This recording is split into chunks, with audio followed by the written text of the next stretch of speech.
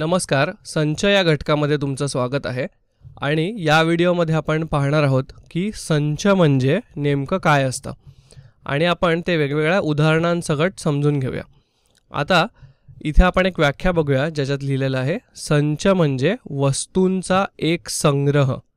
आणि आपण खाली उदाहरण बघूया की वस्तूंचा संग्रह म्हणजे नेमकं काय। तर समजा आपण इथे पहिलं उदाहरण घेतलं की 10 पेक्षा लहान समनैसर्गिक संख्या।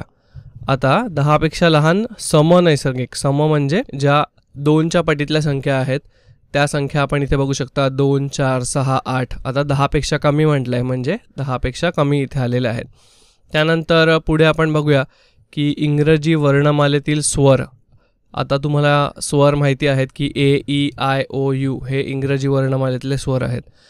त्यानंतर आपण इथे बघूया की 100चे घटक म्हणजे 100चे फॅक्टर्स जे आहेत ज्याच्याने 100ला पूर्ण भाग जातो ते म्हणजे 100 एक 100 तर 1 आहे। नंतर इथे 100 आहे शेवटचा भाग, त्यासोबतच 2, 4, 5, 10, 20, 25 आणि 50 आणि 100 हे 100चे घटक आहेत। त्यानंतर आपण अजून एक संचाचं उदाहरण बघूया ते म्हणजे समीकरण x² = 1 म्हणजे x² = 1 याचे घटक हे कुठले आहेत। आता हे सोप्पं समीकरण आहे, तुम्ही सोडवून बघू शकता। त्याचे घटक 1 आणि -1 ऋण 1 हे दोन त्याचे घटक आहेत। तर हे सुद्धा एक संच म्हणून आपण इथे बघू शकतो। त्यानंतर आपण बघूया की सर्व समपूर्णांक संख्यांचा संग्रह। तर सर्व समपूर्णांक संख्या म्हणजे कुठल्या संख्या, तर त्या म्हणजे 2, 4, 6 आणि त्याच्या पुढे वाढत जाणाऱ्या अनंत संख्येपर्यंत त्या संख्या असतील। आणि त्याचबरोबर समपूर्णांक विचारलंय म्हणून -2, ऋण 2, ऋण 4, ऋण 6 या सुद्धा संख्या येतील। म्हणजेच हा एक आपण गट मानू शकतो का, हा वस्तूंचा संग्रह मानू शकतो का, तर आपण पुढे बघूया की ह्याला आपण असं मानू शकतो का। यानंतर आपण अजून एक उदाहरण बघूया ज्याच्यामध्ये आपल्याला थोडासा विचार करायला लागेल बरं का। म्हणजे सर्वात प्रभावशाली कलाकार असं जर तुम्हाला विचारलं की हा एक संच आहे का, किंवा या प्रभावशाली कलाकारांचा आपल्याला एक संच बनवता येईल का, सेट बनवता येईल का, तर तुमच्यापैकी काही जणांना वाटेल की सर्वात प्रभावशाली कलाकार म्हणजे लता मंगेशकर असेल, आशा भोसले असेल, किंवा आत्ताचं अरिजित सिंग असेल, किंवा असे काही कलाकार सोनू निगम असेल, असे असू शकतात। पण तुमच्यापैकी काही जणांना वाटेल की नाही, कलाकार म्हणजे आपण अमिताभ बच्चन किंवा त्यांना शाहरुख खान वगैरे यांना सुद्धा कलाकार बोलू शकतो। किंवा ह्याच्यामध्ये थोडे मतभेद असतील की सर्वात प्रभावशाली म्हणजे काय आणि कलाकार म्हणजे काय। म्हणजेच इथे आपल्याला थोडासा विचार करायला लागेल की हा नक्की एक संच आहे का की नाही आहे। त्याचबरोबर असंच अजून एक उदाहरण आपण बघूया ते म्हणजे इथे बघा, हा शेवटचा आपल्याला विचारलं आहे की जगातील सर्वात धोकादायक प्राणी। आणि या प्राण्यांचा जर आपल्याला एक संच बनवायचा असेल किंवा सेट बनवायचा असेल तर तुमच्यापैकी अनेक जणांना असं वाटत असेल की सिंह, कोल्हा, वाघ किंवा साप, विंचू हे धोकादायक प्राणी आहेत। किंवा काही जणांना कुत्र्याची पण भीती वाटते, काही जणांना अगदी उंदीर किंवा साध्या झुरळाची पण भीती वाटते।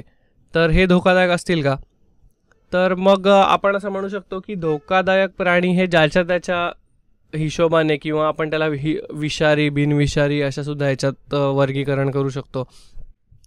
पण ह्याचा एक संच आपल्याला असा नक्की संच बनवता येईल का, तर आपण पुढे बघूया की ह्याला आपण असं मानू शकतो का। तर इथे आपण अनेक उदाहरणांसोबत हे बघून घेतलं की संच म्हणजे नेमकं काय असू शकतं किंवा काय असू शकत नाही। आता यापुढे आपण इथे जे संच आहेत, जे नक्कीच संच आहेत, त्यापुढे अशी टिक करून घेऊया की 10 पेक्षा लहान समनैसर्गिक संख्यांचा हा संच आहे का, तर नक्कीच, म्हणजेच याच्यामध्ये हे 4च घटक येतील म्हणून हा एक संच आहे। त्यानंतर इंग्रजी वर्णमालेतले स्वर जे आहेत त्यांचा हा एक संच आहे। 100चे घटक जे आहेत त्यांचा संच आपल्याला मिळाला। हे समीकरण जे आहे त्याचा आपल्याला संच मिळाला। त्यापुढील सर्व समपूर्णांक संख्यांचा संग्रह, यामध्ये या संग्रहात अनंत संख्या असतील ते आपण पाहिलं आणि त्याचा संच हा नक्कीच बनेल। त्यामुळे हा सुद्धा एक वस्तूंचा संग्रह किंवा त्याच्यामध्ये एक संच आपल्याला बनवता येईल असं आपण म्हणू शकतो। आणि या पुढचे जे आपण हे दोन प्रश्न बघितले की सर्वात प्रभावशाली कलाकार आणि सर्वात धोकादायक प्राणी, यांचा संच बनेल का? तर यांचा संच बनणार नाही. कारण इथे ना आपण जी व्याख्या बघितली, संच म्हणजे वस्तूंचा एक संग्रह, ही ना अर्धवट व्याख्या आपण बघितली. यामध्ये जर ही व्याख्या पूर्ण करायची असेल तर आपल्याला इथे लिहायला लागेल की निश्चितपणे ओळखता येणारा संग्रह. म्हणजेच काय, तर संच म्हणजे निश्चितपणे ओळखता येणाऱ्या वस्तूंचा असा एक संग्रह. म्हणजेच आपल्याला याच्या आधारे असं म्हणता येईल की सर्वात प्रभावशाली कलाकारांचा हा जो गट किंवा संच बनेल हा निश्चितपणे आपल्याला सांगता येणार नाही. प्रत्येकाच्या हिशोबाने तो वेगळा असू शकतो.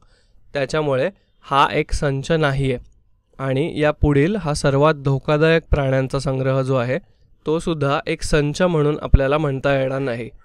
तर निश्चितपणे ओळखता येणारा म्हणजे काय, तर आपण इथे बघूया की एखादी गोष्ट हा संचाचा भाग आहे की नाही हे आपण निश्चितपणे ठरवू शकतो का, हे तुम्हाला विचारात घ्यायचं आहे. म्हणजेच जसं आपण या उदाहरणांमध्ये बघितलं, वरच्या 5 उदाहरणांमध्ये बघितलं की आपण निश्चितपणे सांगू शकतो 100% की इंग्रजी वर्णमाळेतला जर स्वर असेल तर हे 5च स्वर आहेत, याच्या पुढे एकही नाही. किंवा 100चे घटक असतील तर हेच घटक आहेत, याच्या पुढे एकही नाही आहे किंवा ह्याच्यापेक्षा कमी एकही नाही आहे. आता आपण गणिताच्या विश्वातील काही सामान्य संच बघूया.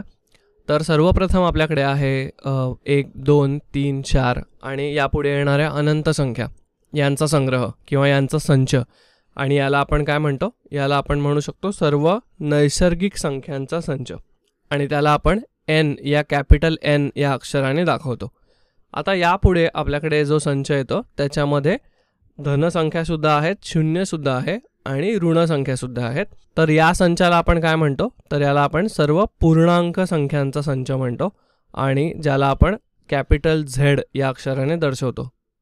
यापुढे जर आपण याच्यामध्ये अपूर्णांकांचा सुद्धा समावेश केला, म्हणजेच या सर्व संख्या आणि अपूर्णांकसुद्धा, तर या सेटला किंवा या नवीन संचाला आपण काय नाव देऊ शकतो, तर त्याला आपण म्हणतो सर्व परिमेय संख्यांचा संच आणि त्याला आपण कॅपिटल Q या अक्षराने दर्शवतो.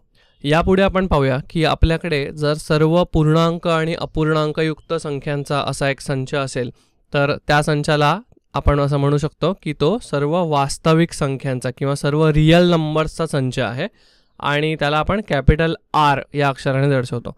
आता या अंतर्गत तुम्हाला पाय सुद्धा दिसेल किंवा पूर्णांक अपूर्णांकयुक्त संख्यासुद्धा दिसतील आणि वर्गमुळात 2 ही सुद्धा संख्या दिसेल. तर हा एक रियल नंबर्सचा आपल्याकडे संच नवीन तयार झालेला आहे आणि त्याला आपण कॅपिटल R या अक्षराने दर्शवलेला आहे.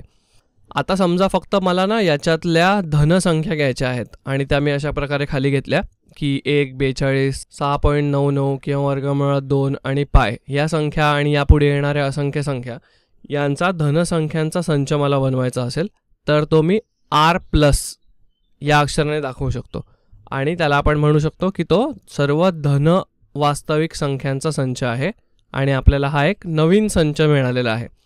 आणि अशाच प्रकारे आपण सर्व धन पूर्णांक संख्यांचा सुद्धा संच बनवू शकतो. जसं की तुम्ही इथे Z या अक्षराने बघू शकता पूर्णांक संख्या दाखवल्यात, पण त्यामध्ये ऋणसंख्या, शून्य आणि धनसंख्या सुद्धा येतात. पण त्याच्यामधल्या फक्त धनसंख्या घेण्यासाठी आपण सर्व धन पूर्णांक संख्यांचा संच बनवलेला आहे आणि त्याला आपण कॅपिटल Z+ या अक्षराने दर्शवतो. ठीक आहे, तर आपण ना गणितातले हे काही सामान्य संच बघितलेले आहेत आणि या घटकामध्ये पुढे जाण्यासाठी आपण अजून एक भाग याच्यातला बघूया, तो म्हणजे काही सामान्य संज्ञा आणि चिन्हे. आता तुम्ही इथे लक्ष द्या की जसं की आपण इथे एक संच घेतला 1, 2, 3, 4. या संचामधले जे घटक आहेत त्यांना आपण काय म्हणतो, तर हे घटक n, समजा n म्हणजे नॅचरल नंबर या संचातले असतील तर या अंतर्गत असणाऱ्या या घटकांना आपण काय म्हणतो, तर हे n या संचातील वस्तू, घटक किंवा त्याचा भाग आहेत. त्याचबरोबर जेव्हा आपण एखादा संच दर्शवतो तेव्हा आपण संच सामान्यतः इंग्रजीमधल्या कॅपिटल अक्षरांमध्ये दर्शवतो. म्हणजे तुम्ही इथे उदाहरण बघू शकता, कॅपिटल NA किंवा कॅपिटल TE या अक्षरांनी आपण दर्शवतो. आणि या संचाचे अंतर्गत जे घटक आहेत त्या अंतर्गत घटकांसाठी आपण स्मॉल अक्षर किंवा लहान अक्षर वापरतो, जसं की इथे ABCD तुम्ही बघू शकता. आता आपण याच्यातली येणाऱ्या चिन्ह बघूया. तर हे जे चिन्ह आहे याला इंग्लिशमध्ये ॲप्सिलॉन असं म्हणतात आणि त्याला आपण म्हणू शकतो की हे चिन्ह आपल्याला काय दर्शवतं, तर एखादा घटक हा त्या संचाचा भाग आहे हे आपल्याला हे चिन्ह दर्शवतं. आणि त्या उलट जेव्हा आपण हे चिन्ह बघतो ज्याच्यामध्ये या चिन्हावरती काट मारलेली आहे, तेव्हा आपण म्हणू शकतो की एखादा घटक हा त्या संचाचा भाग नाही किंवा त्याचा घटक नाही. तर आपण उदाहरणासह समजून घेऊया की समजा स्मॉल ए हा कॅपिटल ए या संचाचा भाग असेल, तर आपण त्याला अशा प्रकारे दर्शवू शकतो की हा स्मॉल ए हा कॅपिटल ए या संचाचा भाग आहे किंवा त्याचा तो घटक आहे. आणि समजा त्याचा तो भाग नसेल, इथे ज्या प्रकारे लिहिलेलं आहे की स्मॉल ए हा कॅपिटल ए या संचाचा भाग नाही, तर आपण ते या चिन्हाने दर्शवू. तर या उलट आपण इथे हे चिन्ह वापरू की त्याच्यामुळे आपल्याला समजेल की स्मॉल ए हा या कॅपिटल ए या संचाचा भाग नाही. अजून काही उदाहरणं बघूया. तर हा 5 आहे आणि 5 हा इंटिजर्स या संचाचा भाग आहे. इंटिजर्स म्हणजे काय, तर पूर्णांक संख्यांचा एक संच आहे, त्याचा 5 हा भाग आहे. पण 5.5 हा इंटिजर्स या संचाचा भाग नाही, म्हणून हे चिन्ह वापरलेलं आहे. किंवा यापुढे अजून एक उदाहरण आपण पाहू की इंग्रजीतले वॉवल्स या व्ही या अक्षराने दर्शवलेले आहेत, कॅपिटल व्ही, आणि ए हा त्या वॉवल्सच्या संचाचा एक भाग आहे, म्हणून आपण हे चिन्ह वापरलं. पण आता वॉवल्सच्या संचामध्ये कुठले घटक येतात, तर ए ई आय ओ यू हे 5 घटक येतात, बरोबर. आणि त्याच्यामध्ये बी हा घटक येतो का, तर नाही.